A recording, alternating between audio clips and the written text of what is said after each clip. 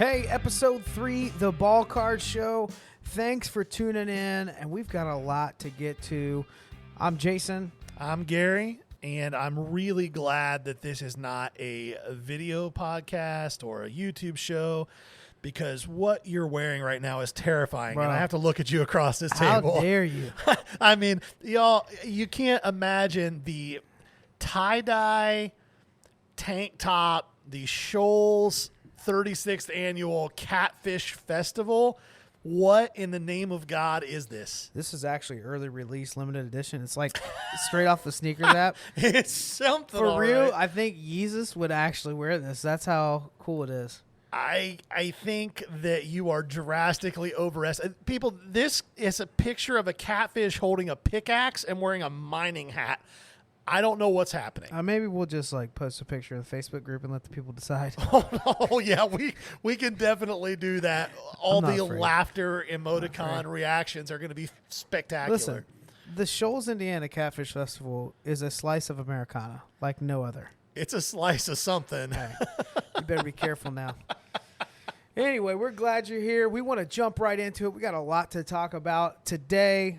Quick reminder, if you haven't checked it out, head to the Press Play Podcast Network. So much great content coming out there, whether you're looking for something in the sports space, anything from reading to television shows to producing, all kinds of cool content for you to check out at the Press Play Podcast Network. So today we want to talk about a couple of things. Yeah, a couple few. We've got the new Pop or Drop segment, which we'll get to a little bit later on. We've had a lot of people asking us our opinions on players to invest in or to get rid of.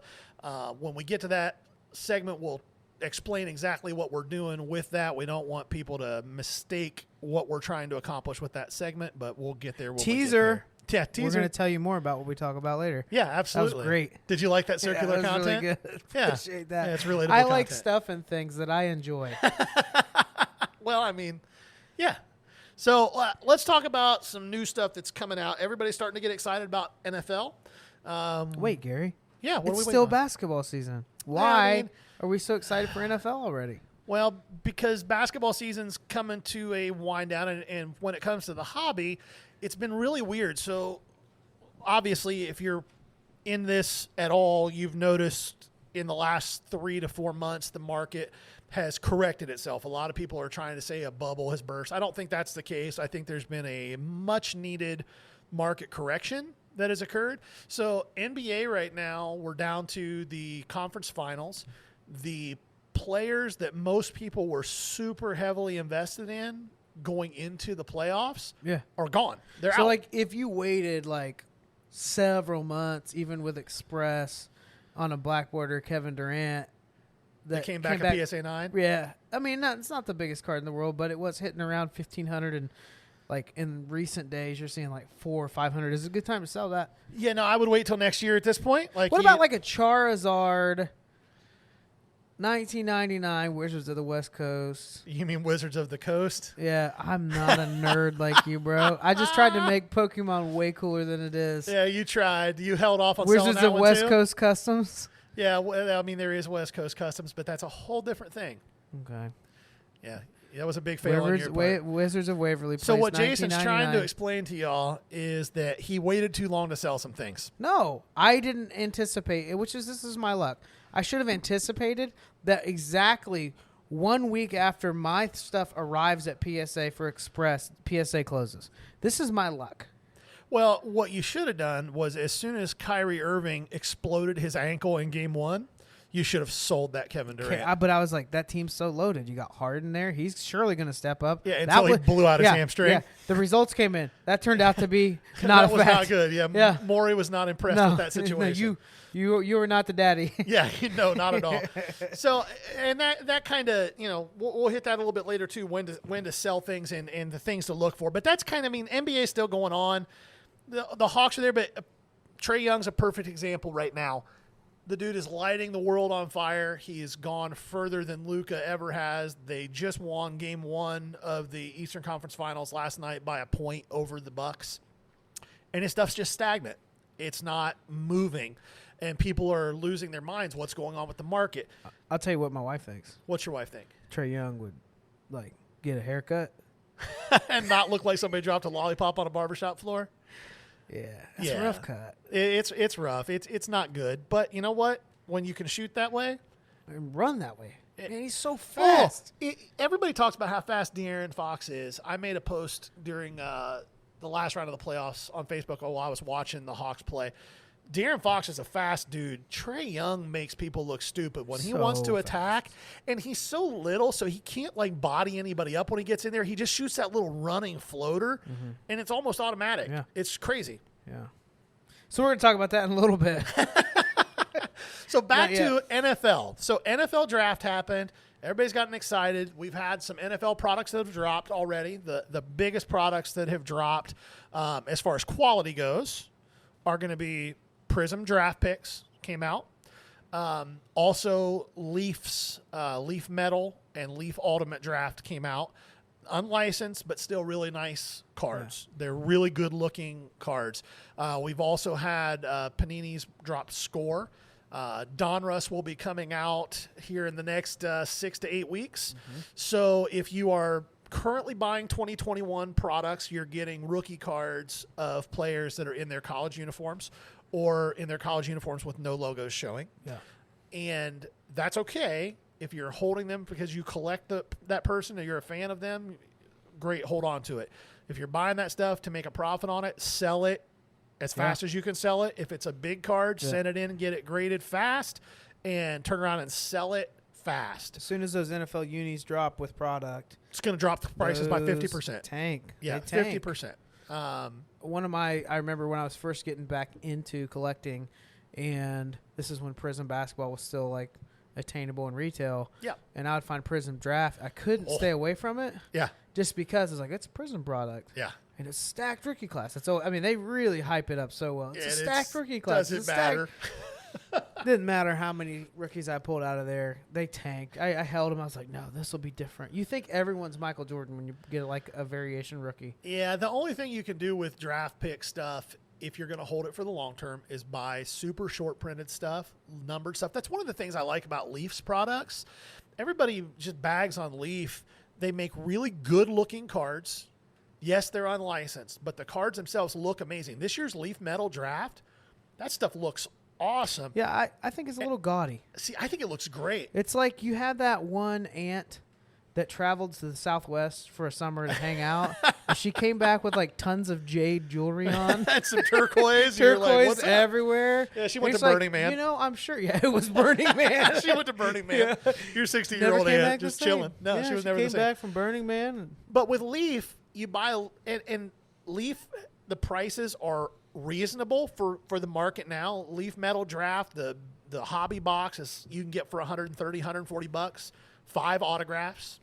The jumbos are $270, $280. The other product that just came out, which is a complete trash product, but if you are a college football fan, it's the only place you're going to find autographs of a whole lot of Division III players, and that is Sage. Sage Hit came out. Sage Hit hobby boxes can be had for $130 to $140. There are 16 autographs in every box.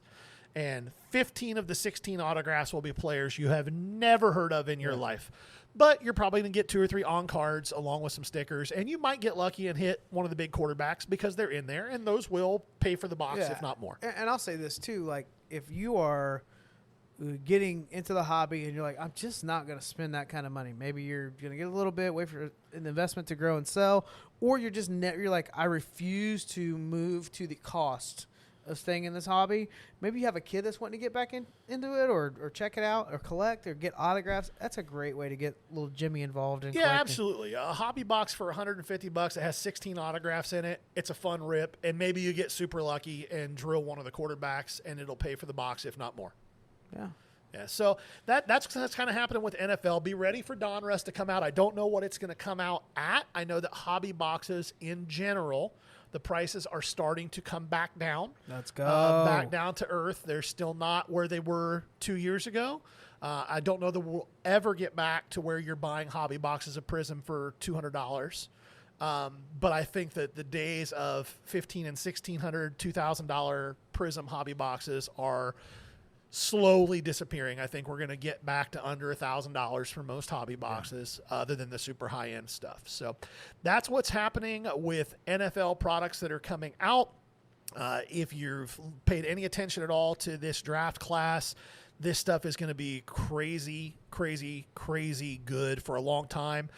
One thing I would tell you, if you are buying this year's hobby stuff with the thought process of holding it long term because of how loaded the rookie class is this year, that's not a bad move. Something to be very cognizant of, though, is make sure before you buy that product and stick it on a shelf that you check on cardboardconnection.com or on Beckett. Check and see what rookies have redemptions in the product. Yeah. If one of the big quarterbacks is a redemption, keep in mind most redemptions have a 2-year window for expiration. So if you're going to buy a hobby box of Donruss with the idea that you're going to hold it, and Trevor Lawrence or Justin Fields or Zach Wilson is a redemption in the product, don't hold it for 5 or 10 years, because the value will plummet after the 2-year window of the redemption goes away. That's a hot tip. That was good. Yeah, just make sure you pay attention to what's going on there, because if you're holding sealed product and the redemptions aren't worth anything, you've just kind of shot yourself in the foot. I hate redemptions. I know I said it last time, but it's still not okay. No, I mean, it all depends. I just hit a Wander Franco auto redemption the other night in a break, and it's a licensed product called Onyx, which is actually a really cool product if you've not gotten into some of the kind of weird off-the-wall unlicensed stuff. Yeah. Onyx does ball and football, and really cool-looking cards. And it feels like the vintage heavy card very much stock. so. Not glossy. No. It's just everything's on card. The autos are on card. They're different colors of ink to denote, the numbering. Yeah. All the numbering is hand done by the player. Sign the card and they number it, 2 of 10, and it's Right. hand done. So they're really nice product. Yeah. So anyhow, that's it for NFL product previews. We're going to take a quick break, let you hear some of the other things that are happening on the Press Play Podcast Network, and we will be right back.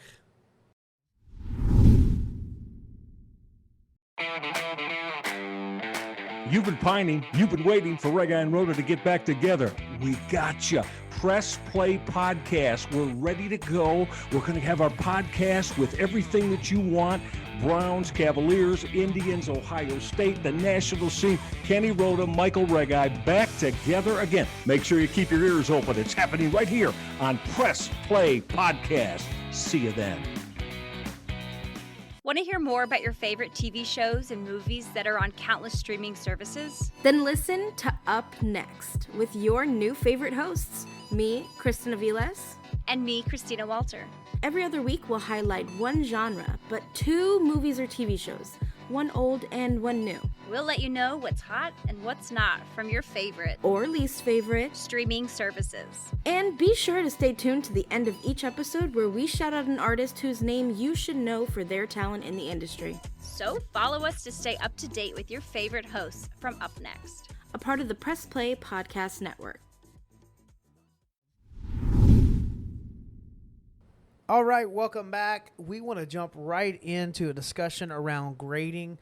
Probably one of the hottest topics in the hobby, no doubt, in the last 6 months, probably the last year. Yeah, it's been a whirlwind. And it's been a very emotional experience for collectors. I mean, it really has. Well, it's been a very polarizing conversation. That's the word I would use, Yeah. more than an emotional. It's very polarizing, and so if you haven't been paying any attention, that means that you're really new into the hobby. If you've been doing this for more than 6 months, A few months ago, PSA, who is recognized by most for really no reason whatsoever that I can see as the leader in grading, shut down everything but their Super Express level of submissions.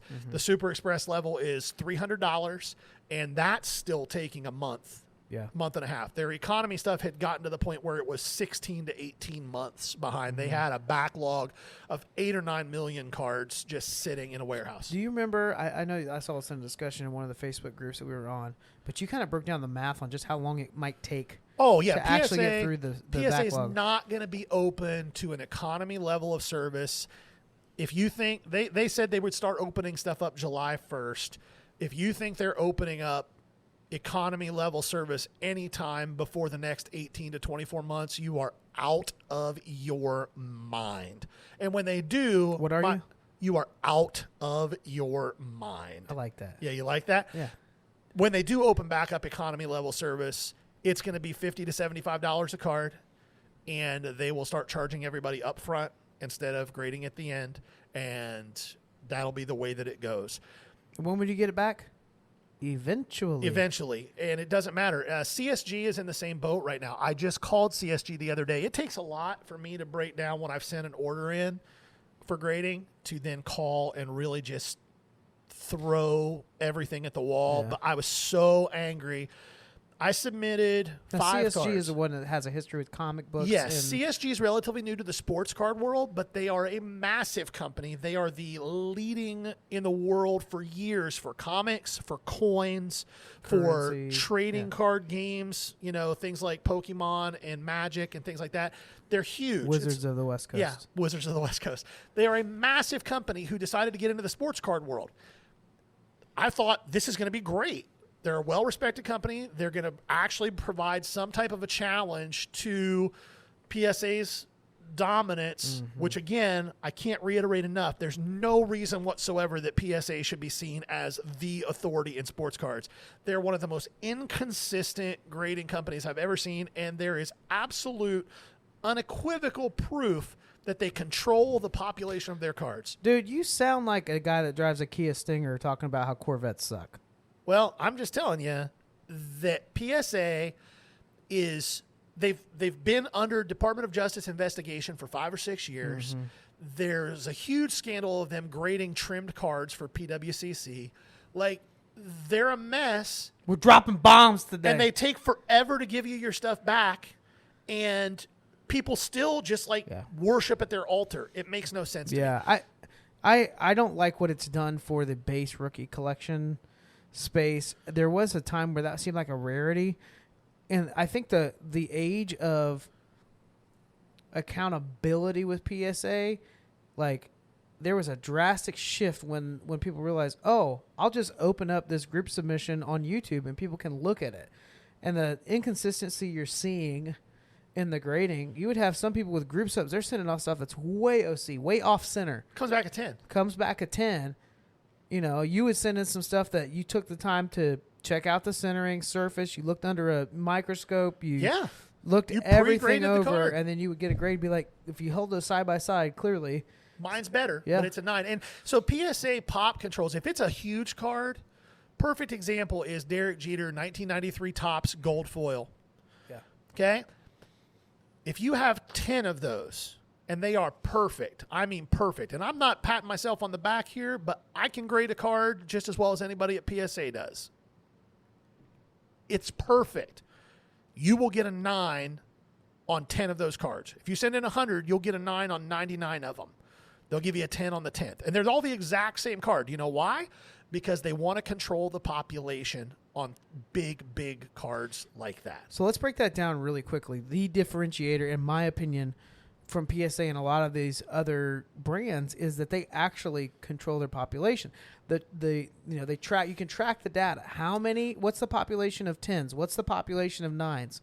But the thing that happens when things can be taken advantage of is someone will see this card that, man, how is there only 50 or 100 or 300 or 1,000 of these that are 10s? I should submit mine. Mine's going to 10, so it's going to go through the moon when I sell it. No, it's not. Because they're not going to give you a 10. They're not going to give you a 10 on it. These are some egregious and strong claims that are being made. And they are mathematically provable. Yeah. They are mathematically provable. So, But I would say that the population report is a differentiator for sure that stands out. It's not just PSA that has population report. BGS has population report. SGC has a great pop report. GMA does not have a pop report that's published, but they do have the pop report, and you can call them and give them a certain number, and they will tell you how many, whatever it is. For $8 you can only get so much. Right, exactly. But so back to my CSG rant that started because I was boiling. Sent cards to them, 5 cards.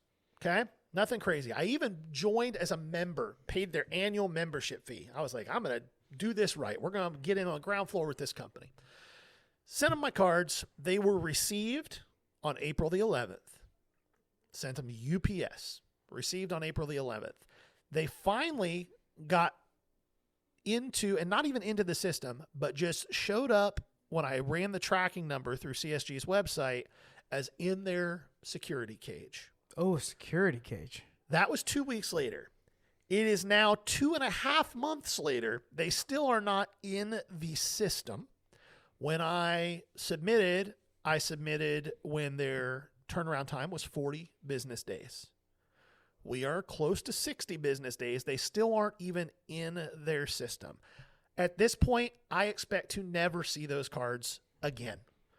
And they were not small cards. I'm talking Luka rookies. I'm talking SSP, DK Metcalf stuff. I'm talking Russell Wilson rookies. Like, we're not talking about small stuff. Stuff that I wanted to have ready for either the end of the NBA playoffs or the beginning of the NFL season. I'll be lucky to see them back by 2022 is my guess. So I called them the other day. Well, I will say this. The only trade-off is if you don't get it till 2022, maybe they'll fix those hideous labels. Well, so yeah, the label's bad, but it's not as bad in person. I will say that. Disagree. Have you seen it in person? I don't need to see it. There's cameras, bro. We can see stuff. No, but you can't. So seen it on the internet. It's true. all the printing on the labels is actually like metallic. So it's But it's almost like green and holographic. it's like it is three- green. It's big. I'm not a huge fan of the labeling system, but it's not the worst thing It's I've ever like, seen. remember the old school library cards when you were looking for a book? The Dewey Decimal System. Decimal. Yeah, that dude, man. That dude left a mark Yeah, he did. until the internet Yeah, came out that's and right. said, "Screw Until you, Dewey." computers came around. So that's my CSG rant. I don't know that I they're. ain't heard Dewey Decimal in a minute. Yeah, that's right. Because we all use Google now. It's Yeah. Google Decimal. Audio But books. CSG, I don't know what they're going to end up doing in the sports card market. I know that their resale value right now is not super high. So there's those guys. A company that I use quite a bit that I think is killing it right now. I've liked their slabs ever since they switched to the new label style. I love SGC. And Yeah. SGC is turning stuff quickly right now.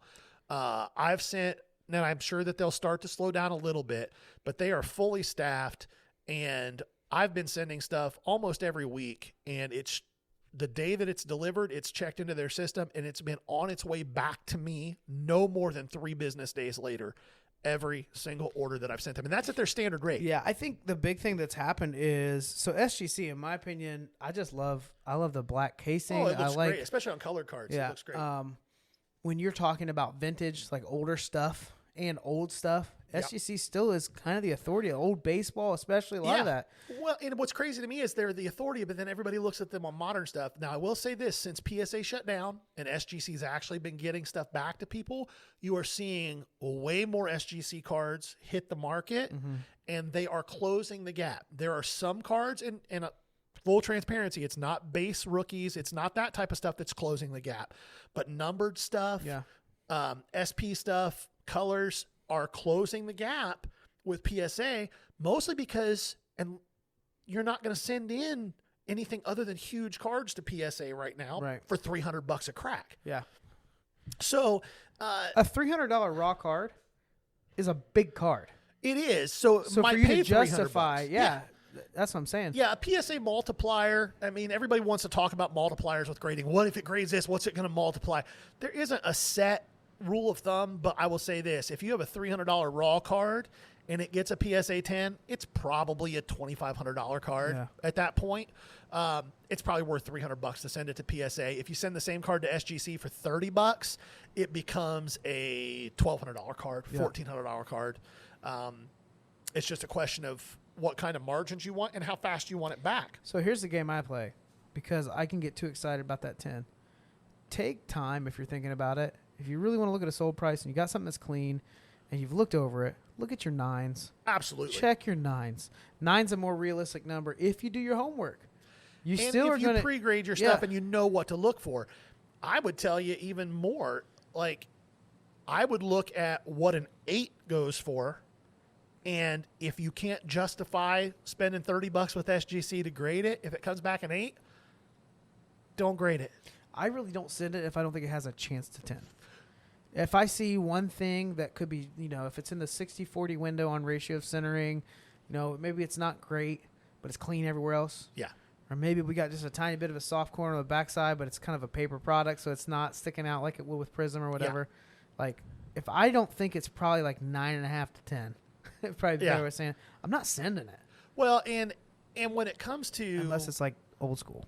Yeah, if it's like something vintage, you're not going to see too many 10s some on LeBron vintage stuff. Some great, or that Tom Brady that I had, the numbered Tom yeah. Brady rookie. It came back a 7.5, but it was numbered.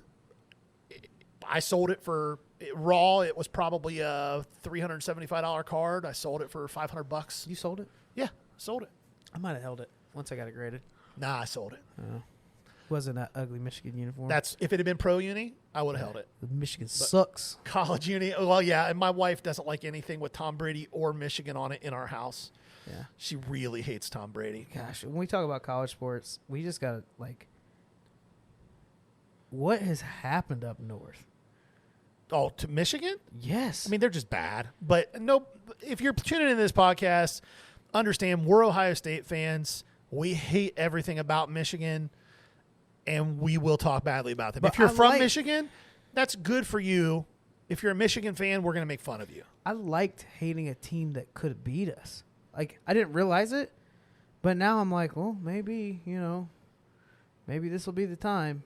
That they could beat us? No. It's not happening. Well, and some people are like, I want it to be competitive. I want us to drop 80 on them every time we play. Right. I want them to be, undefeated, and then we ruin their day. Right. And their year and their season. And that relates to grading cards in absolutely no way whatsoever, but it was an interesting aside. Tom Brady was in a Michigan uniform. Yeah, it wasn't a Michigan uniform. So grading-wise, the main companies that you can submit to, if you're not aware, PSA, BGS, which is Beckett, SGC, there's HGA.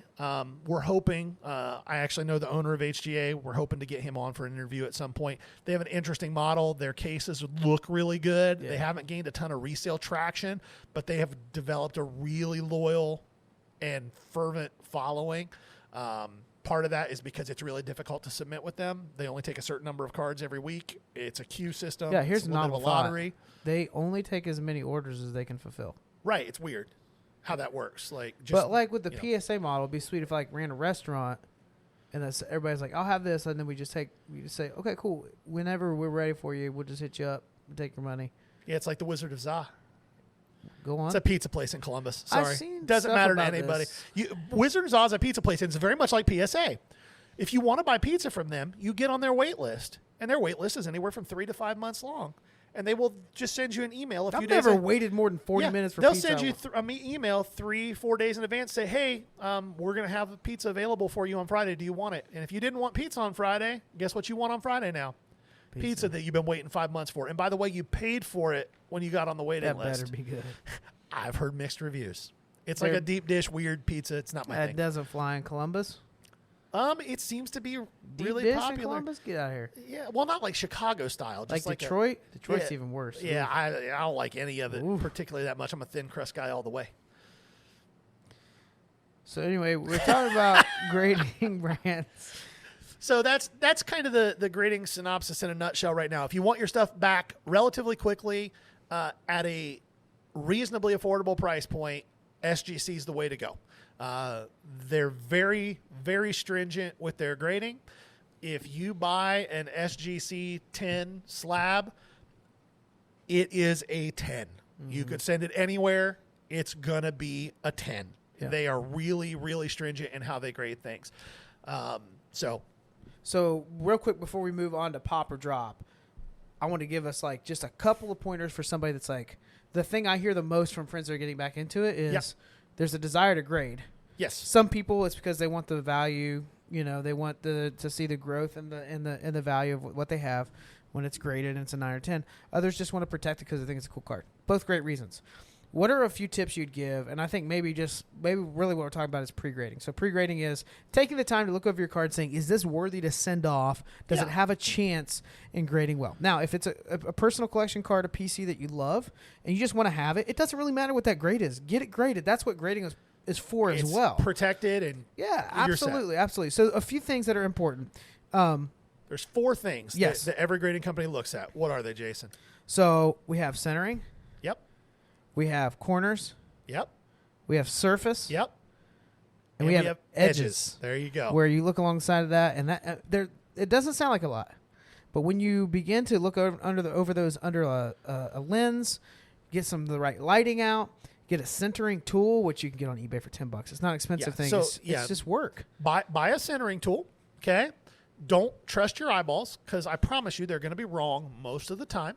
And like Jason said, $10. If you want the one that I use that I'm a big fan of, if you just get on eBay or on Amazon and look for Gem Mint centering tool, it's $10 or $12, well worth it. Get a desktop magnifying lamp. They're also about $10, $12. It's got a nice ring LED light in it, and it's a magnifier. I recommend a stronger magnifier if possible. Yeah. You know, You reasonably. want to get 10 to 12x. Yeah. Like that's your ideal scenario. And then look over your card. Throw the centering tool on top of it while it's in a hard sleeve. Okay, you don't want to scratch up the card. The Gem Mint centering tool comes with a card that tells you exactly Yeah, how to cheat use it. sheet. It'll tell you what your percentages are. In order for most grading companies, in order for a card to get a 10 on centering, you have to be at least 60-40 or better. If it's 60-40 exactly, left and right and top and bottom, you're probably not going to get a 10 on centering. Okay, so that's the first thing you want to look for. Then check your corners. If it's a card that has a colored front or a colored back, if you see white on the corners, you've got a dinged corner. Understand that it's not going to gem out. Okay, so And here's the temptation. Can I straighten that out? well, Here's you the can thing. try. You can try. If you noticed it with your eyes, The graders your definitely $30 say it. Yes. magnifier, Yeah. it's going to be noticed. And Yeah. so there are some things you can do. I have like short stubby fingers that are like not dainty. They're sausages. Yes. So it's not a good idea for me to try to straighten that corner out. I'm going to get Cheetos on it. Well, in general, there's not much you can do to get rid of whiting on a corner. You can try to cheat the system. People will try to use markers to color things. It's going to get caught. Yeah, it gets and then you're going to get dinged worse. So corners, then you want to look at edges. So when you're looking at edges, you're looking for 2 main things. One thing you can usually fix on edges is called burring. And burring is what occurs when cards are cut and they just have that little bit of like Fuzz. residue or Lint. fuzz. You can take the back of your fingernail, don't come downwards like you're digging into it. Take the back of your fingernail along the edge and just run it up the edge. And you can get rid of a lot of that. You're also going to look at the front and the back of the card and see if there's any what's called chipping, which is when the surface of the card, the ink or the gloss surface, has kind of chipped away on the edges. Older cards is when you see that the most. And then the last thing you're going to look at is surface. If it's a prism or any kind of a chromatic card, you want to look for dimples. Very minor surface flaws that are near the outer edge that don't impact the eye appeal, you can get away with a Yeah. little bit. But if you see 8 or 9 dimples or you see a print line or a scratch, it's not going to grade well. Yeah, so those of you that are like me that got back into the hobby recently in the last couple of years, your temptation, if you're like me, you're looking at grading, is you're going to see something like Prism or Bowman Chrome or Topps Chrome or whatever, but it's going to be that nice sharp corners. Like this, if you find centering that's decent, you're going to see like, man, 3 out of 4 of these are a home run. I really want this to be a 10. If you don't take time to look at surfacing, surface is going to kill you. A product that killed me in grading was Hoops Premium. I love the concept. You had like an affordable price point for retail if you were able to get it, which was a steal. Even paying double like at the time, which it didn't stay up there, but like there was some cool color and there was variation. You had a card that like felt a little more like solid, had a nice look to it, but they had almost an embossed imprint on it, which would get out of line. And there were tons of surface issues. There was the purple disco variation that there was a lot going on with. It's hard to see scratches unless you're at it perfect is. lighting and magnified. Yeah. And if you're like, is that a little blurry? Is that just how it was printed? Assume it's messed up. Yeah, and when you send that card and you send it to GMA and it comes back a 7.5, you know the card had some issues. Well, and everybody hates the person's like, that's not a 10. Like, oh, how dare you, blah, blah, blah. You know what feels worse? When you send off 50 cards and 30 to 40 of them are way below what you thought. Yeah. That feels way worse. Yeah, absolutely. So those are the things when you come to grading you want to look at. If you're not sure whether you should grade a card, one of the things that you can do, there are several really reputable group submissions out there. And what a group submitter is it somebody that basically collects a bunch of cards from all over the country from people, and then they send them into a grading company on your behalf, usually at a cheaper rate than if you were sending it in yourself. And the reputable ones will pre-check your cards. They might charge you an extra $1 or $2, but it's well worth it for them to check your card. You pay them a couple bucks, and they go, listen, this isn't going to be a 9 or a 10. Do you still want to submit it? If you do, cool, they'll send it. If not, they'll send you the card back, and it saves you the $30. I've got a friend that even sent one off, and they didn't even ask him if he wanted to keep it, and they sent it back. I think it was probably like a 5 or 6. Like, it was pretty brutal. Yeah. But he actually wanted them for his collection. Yeah. He didn't get asked. So he was really ticked because then he had sent something off. He got all excited, had to wait. Yeah. And that happens a lot when you're getting back into it. 9s and 10s are cool because they're rare.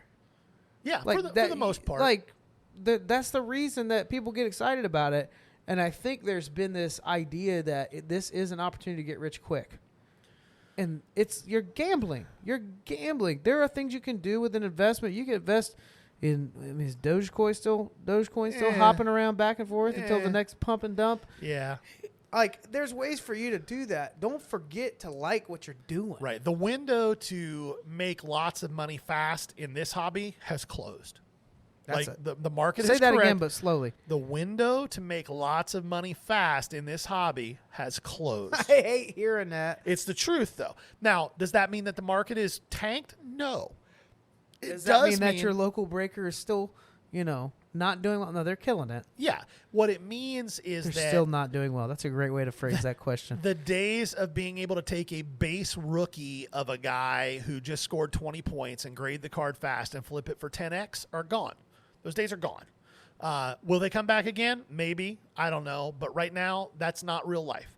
So don't go into it with that thought process. The other good thing about this, that sounded like all like disappointing, but the good thing about all this is the accessibility will come along with this. Like being able to get a hold of stuff that you haven't been able to get a hold of at all because there's been some college kid just swiping every retail box. Oh, yeah. And they know nothing about sports. Like they just know the they can only flip thing it. that brings me joy, and this isn't for people breaking or people that are like continually selling it. It's the ones that are just been hoarding it and they're like, I'm retiring. Yeah. and And what's now- crazy is now they're finding that nobody's buying retail at 6x anymore. And stuff is coming down and people are starting to move stuff at 2x.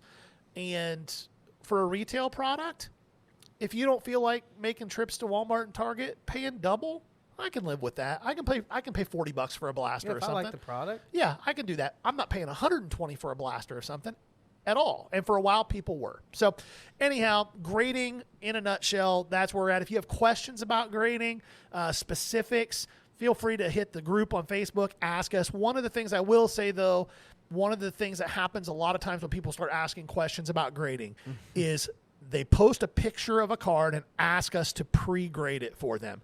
Guys, we can't accurately do anything other than tell you about centering from a picture. Yeah. You just can't. Yeah. And I don't want you to think that anybody can, because they can't. So anyhow, that's it for grading discussion this time. If you have specific questions, hit us on Facebook. We'll ask them next time around in front of the bleachers. Guess what time it is now, Gary? I think you're going to tell me. It's time for pop or drop. Yep, pop or drop. This is our segment where we talk about players that you should either be selling or buying. Now, it's really important to understand when we say that it's a drop on a player, that doesn't mean that we think they're a bad player. It doesn't mean we think that you should never own their cards. It means that right now would be the right time to sell them because we think their prices are going to go down, and then you can buy back in later if it's somebody that you like. So we're going to hit this fast. We're not going to go into a ton of detail on each one of these. We're just going to hit them, pop or drop, a couple of thoughts on why, and keep going. So, Jason, let's rock and roll. All right, What do we got? I'm going to just shoot you the list, and then I'll add in witty commentary when it's necessary, and the people are begging for it. You sure about that? Yeah. Okay. I might not say anything. All right. Up first, we already talked about him. Trae Young. Trae Young is an absolute pop right now. For some reason, his stuff has not moved. I think there is a decent chance that the Hawks come out of the East. I'm not sure they can beat whoever comes out of the West, but this is a third-year player that I think has a really good shot at making it to the finals, and dude is averaging like 40 through the playoffs and 8 or 9 assists.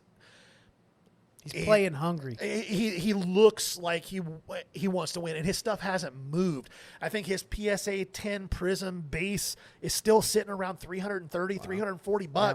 That's a card that 10 months ago was $900. Mm-hmm. That's a pop for me. All right. Giannis is a drop for me right now. Not because I don't think he's one hell of a player. He is. There's two things that bother me about Giannis right now. One, he can't shoot at all.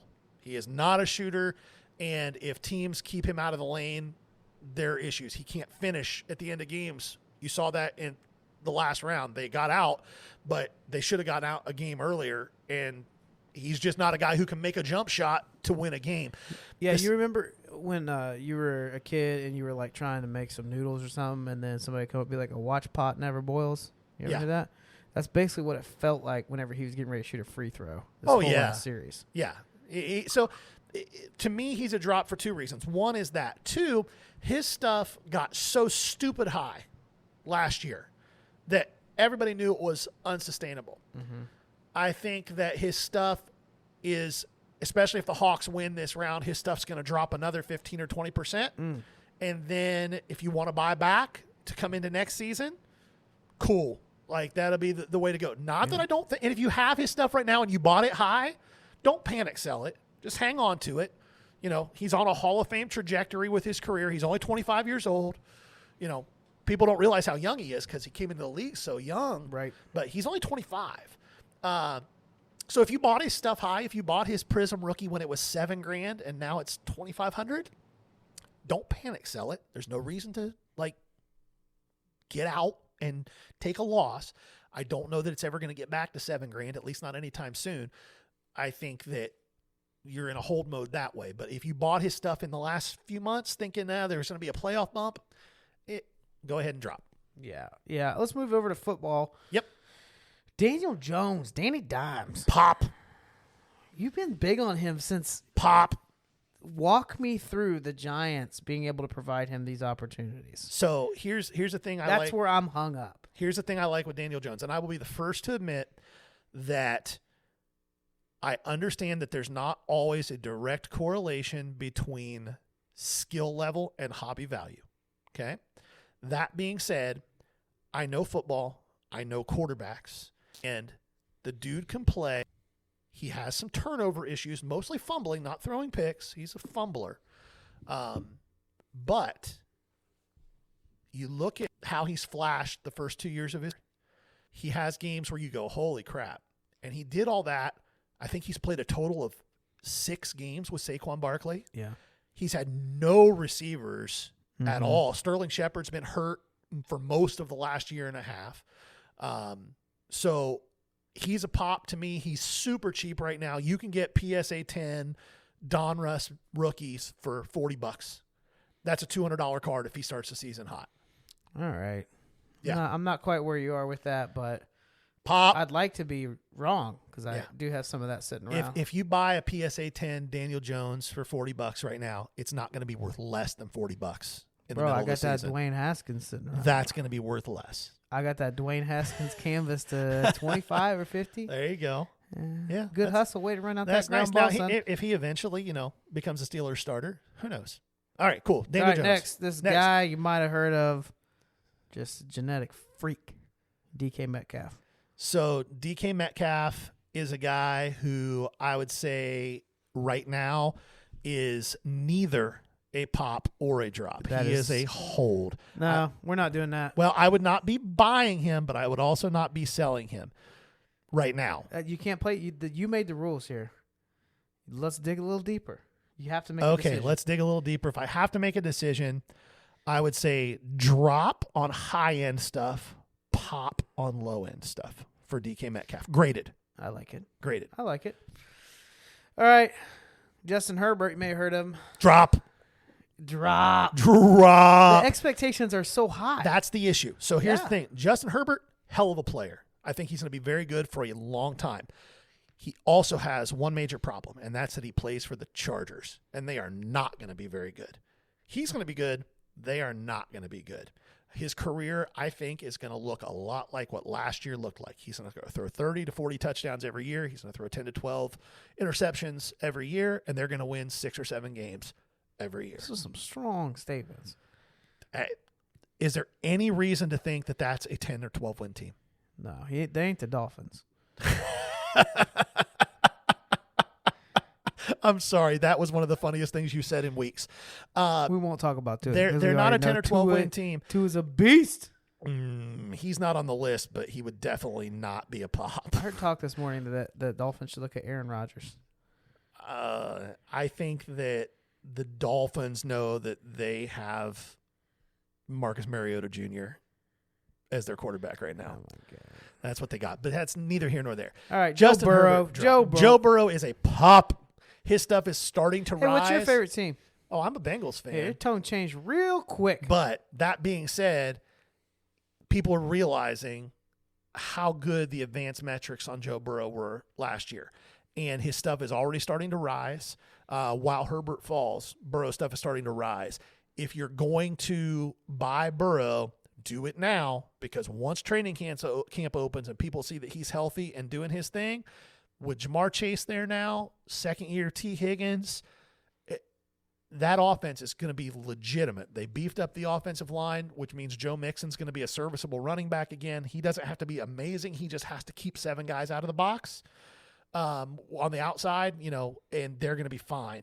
So buy Joe Burrow now while you can. His stuff has already gone up 20% in the last month.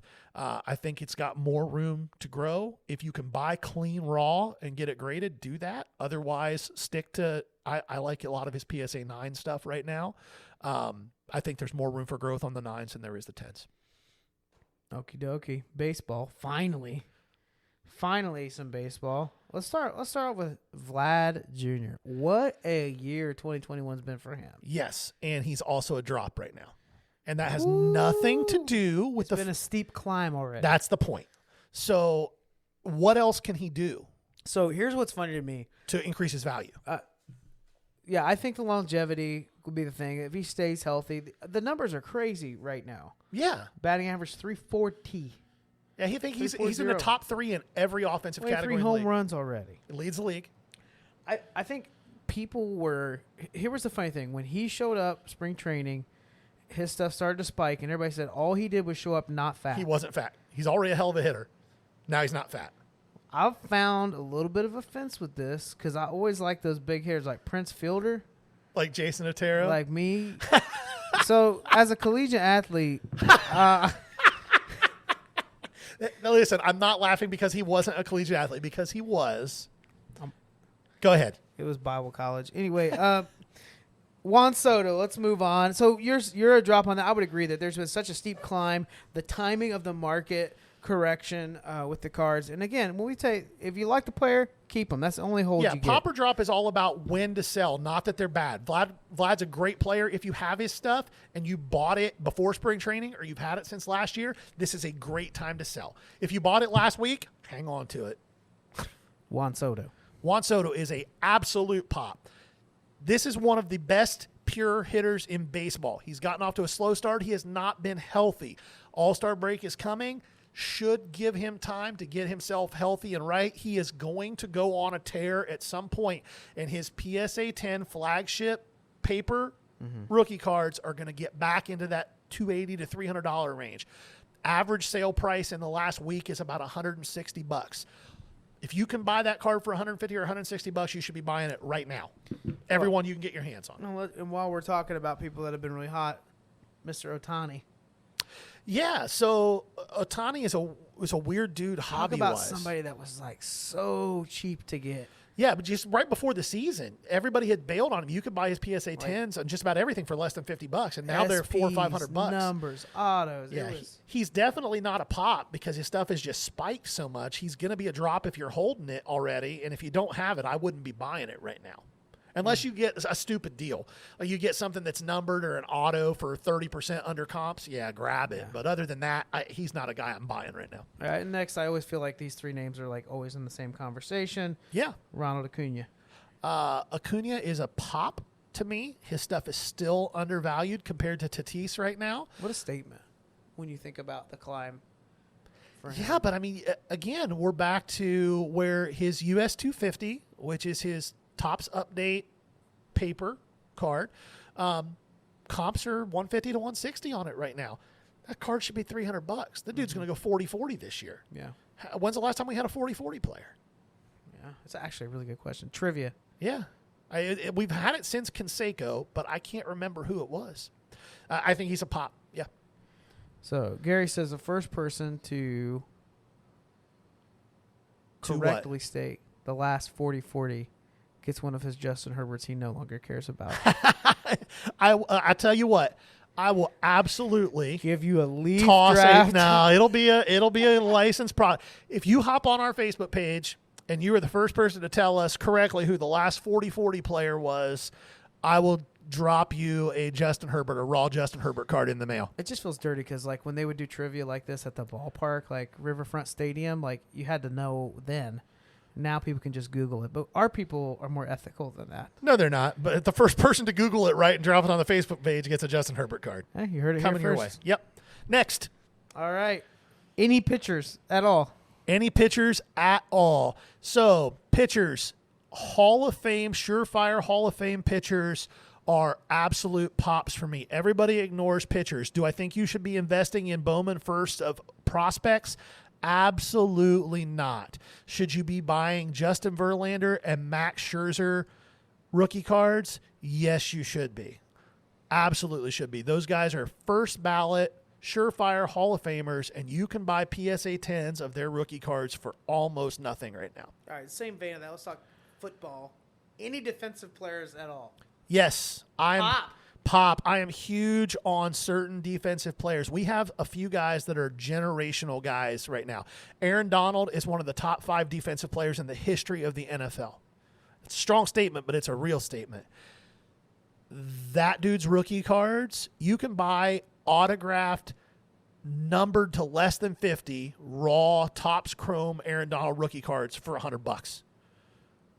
That's just an absolute steal to me for a guy who, again, first ballot Hall of Famer, top 5 defensive player of all time. J.J. Watt, same boat, top 10 defensive player of all time. I feel like what I'm hearing from you is more of that long-term hold and less of the, Well, no, it's not a flip, but if I can buy – so when we're back to thinking of investing. There's short-term investing, long-term investing.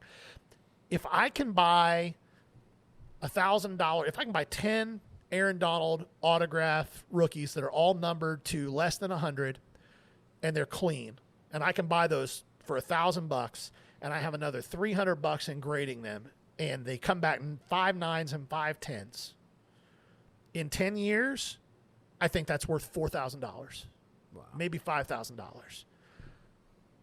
If you got $1,000 that you don't plan on doing anything with, throw it into that kind of investment. It's not going to go down.